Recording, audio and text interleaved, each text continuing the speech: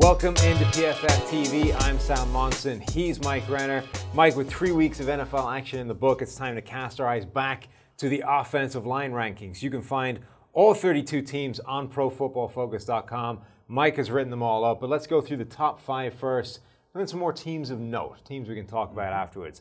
Let's go 5 through 1. We'll go reverse order. The Detroit Lions sneaking in at number 5 after that dominant display against the Patriots. That's just it. It's what can they do at their highest level? We just saw against the New England Patriots one of the most dominant offensive line performances we've seen the entire season. The biggest thing is left guard Frank Ragnow. First couple games looked, well, like a fish out of water, a little out of his depth, adjusting to the NFL speed. He went up against the Patriots, and he looked every bit the first rounder, was taking guys off the line of scrimmage, didn't allow a single pressure in pass protection. And you just look at that line from left to right, not really any holes if Ragnow is playing that way. Right side of the line might be one of the best in the NFL with TJ Lang, who's a consummate, one of the best guards in the NFL, and then Ricky Wagner, who's the top 5 right tackle. So they just really have sort of gelled over the first few weeks into one of the best offensive lines. Let's stay in the same division, the NFC North, going to TJ Lang's old team, the Green Bay Packers. Have been one of the best pass protecting lines in the NFL in the past. How are they doing this year? They're still doing it again. Now they have the sack total doesn't look great, but a lot of those we've put on Aaron Rodgers for holding the ball. Left tackle David Bakhtiari, still one of the best in the NFL.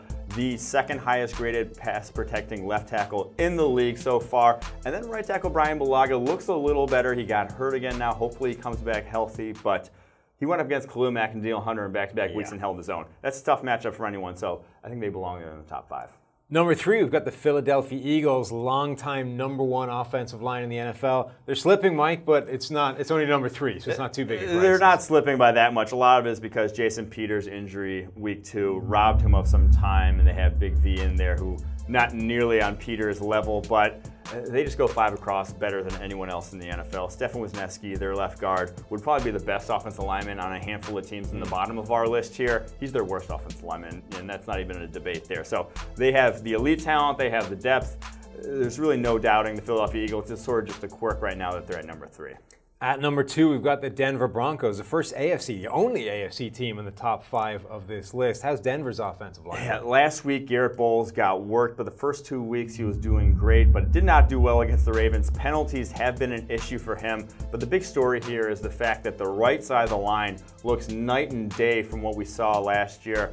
Connor McGovern, 79.4 overall grade. He looks like a steal from what they saw from him a season ago. Looks like a much better player. And then Jared Veld here, 70.7 overall grade so far at right tackle. That's getting the job done. He's been a godsend for them there at right tackle. One of the best blocks of the season from Connor McGovern this past week, driving a guy out of the club, Mike. You'll see it on the Big way Time down Blocks the of the field. Week video.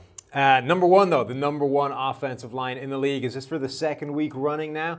The Los Angeles Rams, a team that was heading in the right direction, now firmly seated atop the league.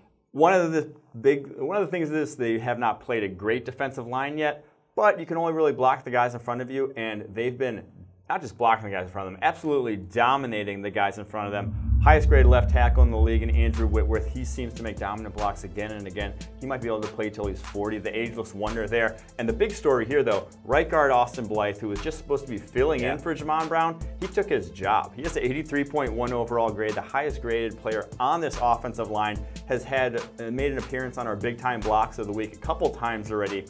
He looks every bit the real deal at right guard. Big test for them this week going up against the Minnesota Vikings defensive front with a point to prove after that beatdown by Buffalo. Let's talk about a few teams you want to mention, Mike, and then one that I want to throw in at the end just to end this.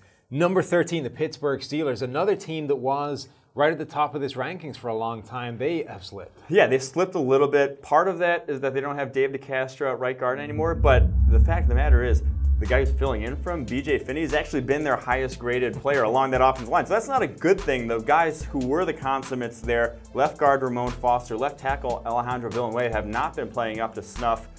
I might, once David Castro does come back, put in BJ Finney at left guard there because he's been fantastic. Only 3 pressures allowed in 2 games so far.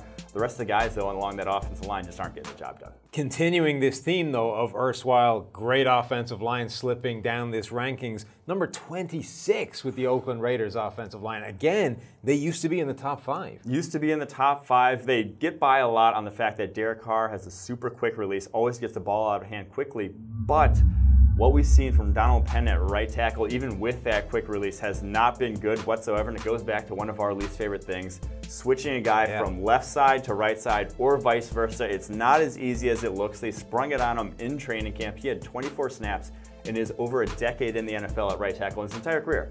24 snaps, and they expected him to come in and still be at that elite level of play at the right side. Has not been the case. 43.9 overall grade for Penn at right tackle. Been a liability. Colton Miller's actually graded out better than him, but that's not saying much with how badly Penn has played. Now number 27, a team that has not had an offensive line near the top 5 in any kind of period of time, the Minnesota Vikings. And if anything, things are getting worse. That was good. 32 of 60 dropbacks they allowed pressure this past week.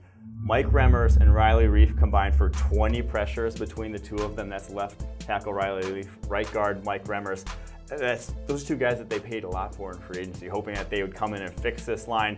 It's still not fixed. Kirk Cousins still under pressure a ton.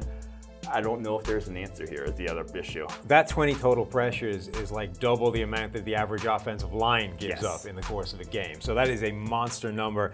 It's okay, though, because they've only got to deal with Aaron Donald this week. So, yeah, that'll be fun. The one team I wanted to mention, though, at the end, just spare a thought for poor old Josh Rosen. Going in, first start of the season this week, and they have the number 32 ranked offensive line in Arizona. You knew the tackles were going to be an issue there. DJ Humphries has shown nothing in his career to think that he would be great in pass protection. John Wetzel similarly, but you thought maybe, just maybe, a rookie in Mason Cole and 2 guards in Mike Iupati and Justin Pugh, who have been good in the past, could at least give you a pocket to step up into.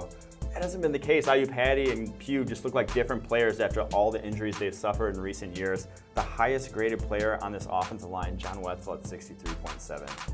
That's just R.I.P. Josh Rosen. Poor Josh Rosen, getting his first start. Hopefully it goes better for him than it looks on paper. That's going to do it for these offensive line rankings. Remember, if you want to see your team, all 32 of them are up on ProFootballFocus.com, and check out the rest of our YouTube videos elsewhere on this channel.